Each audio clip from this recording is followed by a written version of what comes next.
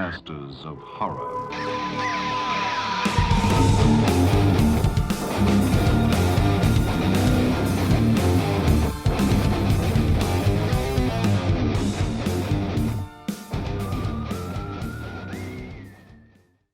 Welcome to the Scariest Things podcast, your gateway to the trends and tropes of the horror genre. This is Spooky Time. Spooky Time, episode number 14. I am Liz Williams, and I'm joined by our friend in Washington, D.C., Robert Zilbauer. And in Portland, Oregon, Eric Lee. We are mic-less tonight, not microphone-less. Campbell-less. Boo. Boo. He's having technical difficulties, but hey, womp womp. You got him last week. You'll get him next week. All right. So the group here has all seen the biggest trailer drop that happened on the internet yesterday, and that is The Meg 2. Starring Jason Statham, again, directed by Ben Wheatley. Yes, that Ben Wheatley. It's something kind of incongruous there. Very strange. Because this is Ben Wheatley of Kill List fame and A Field in England and High Rise and very In British the Earth and very indie. $100 million summer blockbuster movies about the megalodon shark. But I am optimistic. I am optimistic as well. So hopefully, if you guys have not watched the trailer yet, pause Spooky Time, go watch the trailer, and come back. You're going to have Barracuda stuck in your head by heart, but you're going to be ready to give Statham your money and get your butt in the seat and just get a big thing of popcorn and have a good time. Because boy, does it look stupid fun. In the best way, kind of stupid. A fun kind of stupid. Yes. STOOPID stupid, yes, which is the kind of stupid you go for. A summer blockbuster, like it's the Plato's form of a summer blockbuster. Sharks, snakes, tropical beaches, looks like beach parties, and Jason Statham. And there's a kraken. It looks like there's a kraken in it, and then there's sea creatures galore. There's a T-Rex that stands no chance. It's practically Jurassic Park from the looks of it. In the water. It's Jurassic Water Park. Yeah, but they also have those land lizards that hit with a shovel or something. So yeah. I think there were at least 5 times during that trailer where I went, oh, yeah. Oh, yeah. Oh, yeah. So, and it's ridiculous. I mean, this is like, if you want to see Jason Statham kick a megalodon in the nose, stop a 70-ton shark cold in its tracks with by his going, foot. Like, no, bad shark. It is a mighty foot. It is a mighty foot. He is a tough guy. It is. In Transporter, he like kicked the door open. Remember, that was that great scene where he looked at people and he kicked the door open. But so if there was a door in the nose of that megalodon, it wouldn't have stood a chance. Not a chance. No. Not against right Statham. Open. So it's going to be a summer of Statham. He is in Fast X, which will be coming out next week. So I'll be in the theater opening day for that with my nephews. And then I'll be there for the Meg opening weekend. School will be out. Kids will be ready to eat popcorn. See a giant shark. Laugh and see a giant shark kill people. It is a summertime movie. It's a summertime movie. But kill people very sweetly. Yeah, not a lot of PG-13ish. It's PG-13. So they're going to be swallowed whole. Yeah. And it's big enough that, people look like they're, he's popping Mike and Ike's, right? Yeah. And there's a lot of room in that Meg. They're probably fine. Really. They could be. This is that's going to be the Meg 3. We escaped. It's the Jonah tail, right? They come out from the inside of the Meg. From all the people from the first and second movies. Let us out. Was it Rainn Wilson? Was the bad guy from the first one who took refuge on a whale and he got lunched? That was great. That was it. And so, rewatch the first one. Get ready for the second one. I don't think you will have seen the first one, but you're doing yourself a disservice if you don't, because it was also very fun. Looks like there's a number of the supporting cast is back. I didn't see Ruby Rose. I'm not crying about that. Yeah, no, not a great actress. But you got Cliff Curtis coming back as the as the captain, and apparently, yeah, there's one-stop shopping for your Megalodon crew here. Yeah, So I mean, and they bring probably back had a really Jason good Statham. time making the first one. So anybody who is still alive said, "Heck yeah, I'm in." So we'll see what Ben Wheatley can do with $100 million and some amazing CGI effects. But if you want to hear about his more low-key stuff, I talked all about Ben Wheatley on our folklore episode, I believe. Yes. So it was big three hit in the- Ben Wheatley. I did 3 Ben movies. Wheatley films. So get back in your Wayback Machine to, geez, probably 2021 and find that one. All right. Now that we've all talked about the Meg, I will do one more announcement, and that is Fantasia, the film festival in Montreal, has announced their first wave of films. This festival takes place, it is 3 weeks long, the 20th of July through August 9th. And behind me is the poster. That is a 9-tailed fox, because this year they are celebrating the films of Korea. So they have some really cool Korean films and some very cool. Cool to have Joseph there. Yes, Joseph. Hopefully we'll be covering it again this year, and hopefully I will too. Just put our press credentials in today. But just a couple other highlights. There is a film called Lovely, Dark, and Deep that is the directorial debut of Teresa Sutherland, who wrote The Wind and wrote on Midnight Mass with Mike Flanagan. And it stars Georgina Campbell from Barbarian. And she plays a park ranger in an isolated outpost, the site of multiple mysterious disappearances, where she's plagued by visions, blending the past and present with something even more sinister. So that one sounds good. Another one that horror fans are going to be excited about is Where the Devil Roams. This is from the team. They're called the Addams Family, because I guess they're all related. The team who brought us The Deeper You Dig and Hellbender, which Mike really enjoyed from last year. And that's going to be some folk horror. And then Larry Fessenden is bringing us Blackout, a werewolf film. All right. That will be world premiering. Is he producing or directing or both? He is directing. All right, yes. Larry is making a werewolf film, and that's going to world premiere there. And very exciting. I think the last one that I'm really looking forward to is Jen Wexler, who made The Ranger. It was a lot of fun. Has one called The Sacrifice Game. And it says it's filled with gore and lore, and it's a 70s set chiller involving schoolgirls, power mad killers, and occult prophecy. And it sounds really fun. Jen Wexler is another one part of the Larry Fessenden tree. Yep. So yeah, fantastic young indie director. Nice to get a second horror film under her belt. Yeah. I liked The Ranger. I thought it was really good. So they've got more. You can check out fantasiafestival.com to read the announcements. And they're going to announce another wave of films in July. So. And these will all be available streaming or? That is a good question. I don't think they do a hybrid film festival. They're like, hey, just come to Montreal for 3 weeks and go to the movies every day, all day. Easy. Who doesn't have time for that? Yeah. So that makes actually Liz's review of the screeners that much more important, because fewer people will actually be able to get a chance, and so we'll be the insiders in the know. Yes, I last year I got some really good stuff. We had Cult Hero, which made it to my top 10 list. I loved that horror comedy.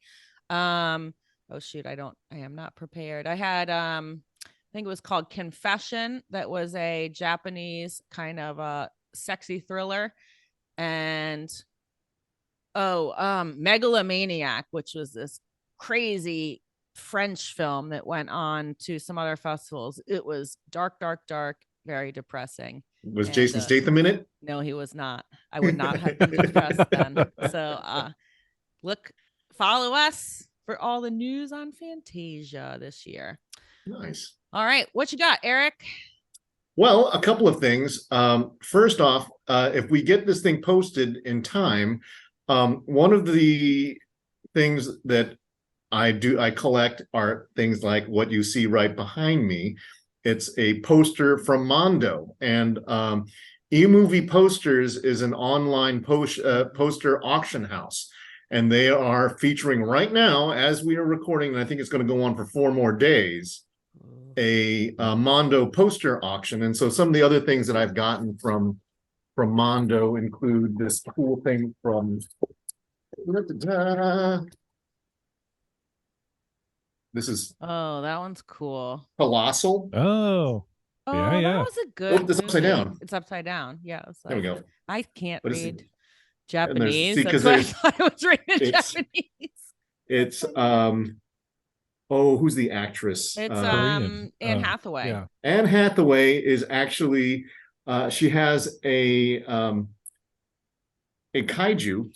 That's the shadow of the kaiju Mhm. that is actually that is in Japan just tearing things up, and it's an analogy of addiction and recovery and stuff. The fantastic little indie film. So they have the things like that, and I got a not a horror thing, but this is Jennifer Jones Cool. Jessica. from Marvel. Jennifer is Jessica But Jones. it's Mhm, yeah. mhm. her sister. And these are the paper stock super. This is silk screened right on heavy poster stock, and That's these cool. posters normally they go on sale for $60 at Mondo. They get sold out immediately, and then they go on the secondary market and they sell for hundreds, if not thousands of dollars. And so sometimes what I do like, is open up your wallets, friends. Yeah, If you that's can't right. make it to Montreal bargain for shopping. 3 weeks, at least you Right. can buy a poster. But the thing is, Probably like the cheaper to go. Oops, the Jessica Jones poster here. I think this one only cost me $40, Okay. so not too bad. Oh. But if you wanted to get some of these, like if you were in on, there's one for Jaws that's over the $3,000 mark.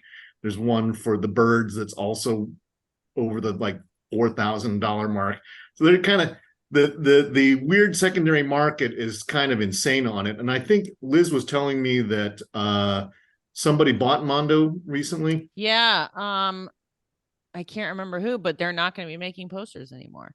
Is it? Or they're Funko? they're not No. gonna make they're gonna make posters, but they're not going to make them. They're gonna increase the run so that it's going. So it won't be as So it's collectible, not but going to be still quite as cool. collectible, but considering how cool the posters are, because what the idea behind Mondo posters was that people or the movie studios aren't making good movie posters anymore, that they tend to put like a picture, like an actor and an actor, and then they'll say face off, right? That's the classic one where it's like, we're going to have half of John Travolta and half of Nicolas Cage. Right.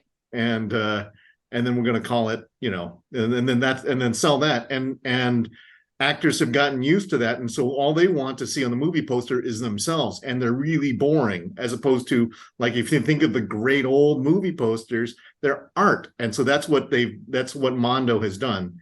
So those are on sale, and you can go bargain shopping and checking that out. Sale. It's Yeah, an I mean, auction. it's like, it is an auction. So it is, it's like, don't only invest what you can afford to do, because it's a deep dark well if you let it go there. Oh yes, when Eric introduced me to that site, I was like, oh, pages and pages of cool stuff. Yeah. Must and not buy it all. Running out of walls. the Alamo Draft House that opened up just down here in Crystal City, they've decorated with all Mondo posters. Yeah, as they should. I mean, that's their I'm kind of their calling card at this point. Alamo. Yeah, we have the Hollywood. I won't complain too much, but anyway, so that's emovieposter.com doing an auction right now, live auctions, or actually it's a sorry, not a live auction, but it's like a 4 or 5 day auction. Yeah.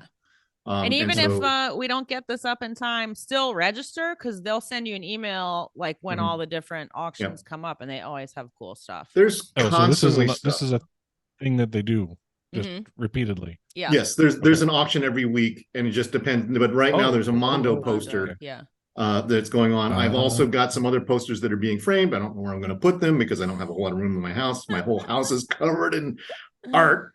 But I have a Spider Baby poster, a Mondo Spider Baby poster that's getting done, and I have an Amazon Wrestling Women versus the Aztec Mummy, which is that poster is getting done, and I have a Blood Beach poster that's getting framed. So yeah, I'm invested. I mean, they just have really cool stuff. Like I just pulled up the one that just ended on, I guess, Tuesday, and they have like a Turkish Carrie poster. I mean, it's Wow. really cool. Like Oh, all Yeah. sorts of weird stuff. So Very anyways, cool. check that out. They Yes. are at, that is a my own little deep well of deficit creation. Yeah. I that's could, yeah, I where all think your it's like $2,000 worth of posters. No, don't do it. Don't do it. Don't do it. Do I don't. it. Yeah. I actually have managed to. I cap myself at $200 of posters. That's still a lot of money for posters, but that's all right. Okay. Okay, so now on to my main thing, Okay. and that is, it's time for a health check on the horror movie genre. So the box office for the first quarter worldwide numbers. So wow, it's going to be enormous. I think the state of horror, I think we can say right now, it's pretty good. With there's an exception, and we'll get to it. Poor little Renfield. Skinamarink, budget of $15,000 has made $2,053,000. Not a big number, but compared to $15,000, you made a lot of money. Yeah. That's pretty good. That's a pretty good return on sales. Infinity Pool made $5,182,000, which for a little horror independent, but a lot of these wasn't movies more than $5 million. That was a Cronenberg movie. Yeah, but it's not Papa Cronenberg, it's Baby Cronenberg. Yeah, I know. And Baby Cronenberg doesn't quite have the pull. He didn't even get $5 million. What the hell did they pay Skarsgård?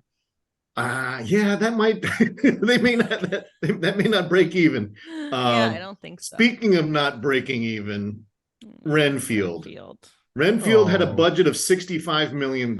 Please go see Renfield, people. Wow. It's so good. It is It's really really fun. good. It has made really so good. far worldwide receipts $24,060,000. Oh no! They need to no. count our festival money in there. Yeah. Like I spent $150 to see That's right. Renfield, technically. Yeah. So and you kind of scratch your brain and go, how does this happen? Because last year's Nicholas Hoult movie, The Menu, yeah, made almost $80 million. Wow. Mandy. Now here's a better indicator.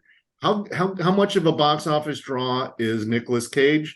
Mandy made $1,653,000 for a movie that's much loved by horror audiences.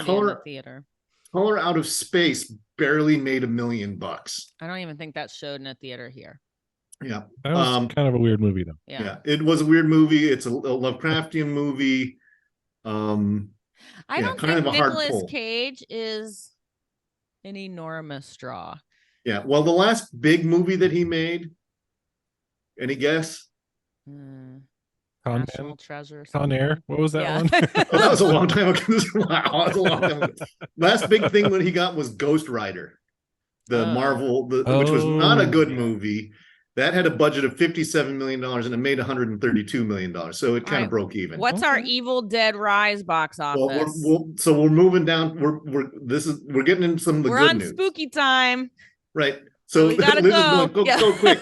Okay. So there's a movie called Missing, which was same crew as did Searching. It has made $48 million. Okay.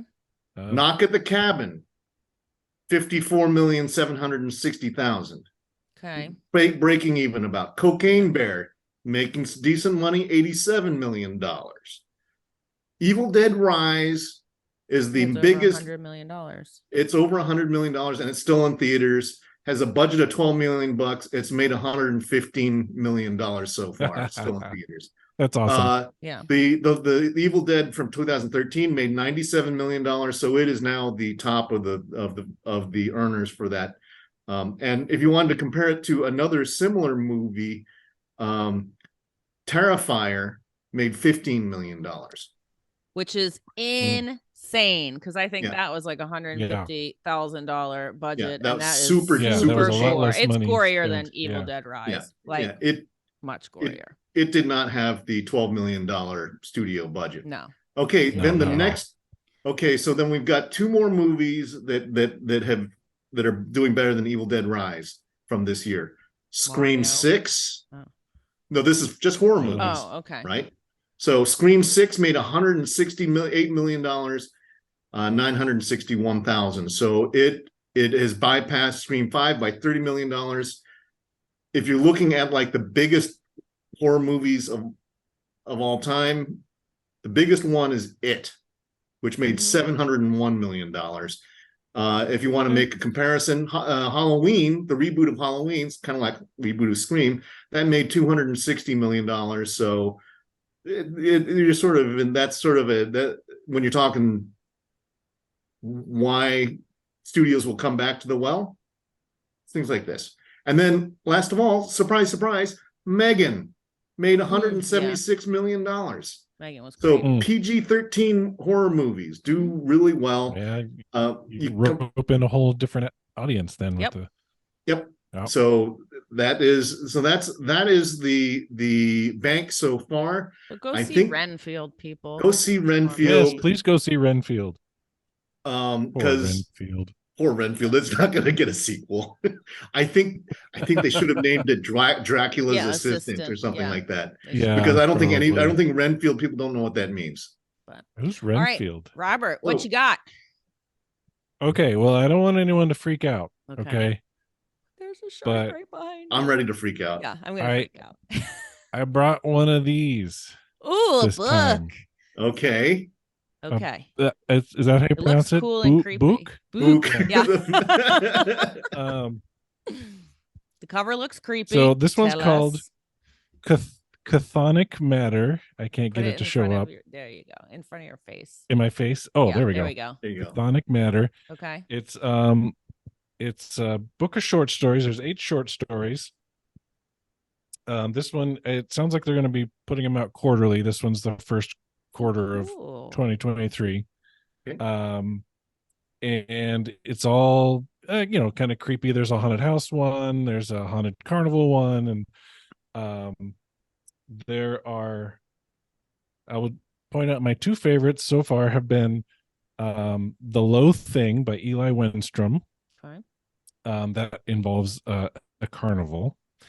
And Eric's then there was a jam. really cool sort of folk horror one called Vasilisa Who Ran, by Patricia Lilly. Okay, so it's It's all got different kind of a authors. Russian flavor. All different authors, yeah, all different Okay. styles. And who is very short. It's putting this out? Like, did you that buy is it at a darn bookstore, good question. or you got it Yeah, online? I just got it Okay. at Amazon. Oh, so okay. yeah, easy to find. Just Okay. called Chthonic Matter. Chthonic Matter. That one Yeah. I can't. It's a really quick sounds a little read. crafty. Yeah, Yeah. I like it. So, short. which is so yeah, which is I appropriate recommend it. actually to have short stories because that's what H.P. Lovecraft did. It was that all Right. I think At the Mountains of Madness might have been a novella, but Yeah. nothing. But he never did a tome like say Stephen King, right? So this is all Thank the stuff God. was No. short. Could you stories. imagine reading like an Oh 800 my page? God. You go That would be cross-eyed. horrible. Yeah. You would. It would take like Lugubrious, years. Yeah. squamous. It's like, and you're Would be spending a- half the time actually having to go. It's like, is this a real word? Looking up words. Oh my Yeah. goodness. All right. So that is a wrap on Spooky Time episode 14. Join us. Watch us on the YouTube. And if you're on your podcast feed, give us some good reviews on Apple Podcasts. We need them. Yes, It please. helps like get us cred on the what's the thing called? Feed stop or whatever. So we can get Yeah. more press Yeah. passes and bring you more stuff. And here's the little dirty secret about this stuff is that nobody actually, despite how many times people beg for you to like and subscribe, nobody does Yeah. it. When we check the crosstabs on all of the other folks, nobody's getting. We have subscribers. We just need the reviews. And We you need don't the even have to reviews. write anything. Just give us 5 stars and move on. If you don't like us, just move Yeah. on. Your Apple thing's Say- broken. Say that Robert is so hot, I'm giving him 5 5 stars. stars. 5 stars. All right. So we'd appreciate it. Thanks a lot, everybody. Thanks, And we'll see you guys. next We'll week. see you next week. The Masters of Horror.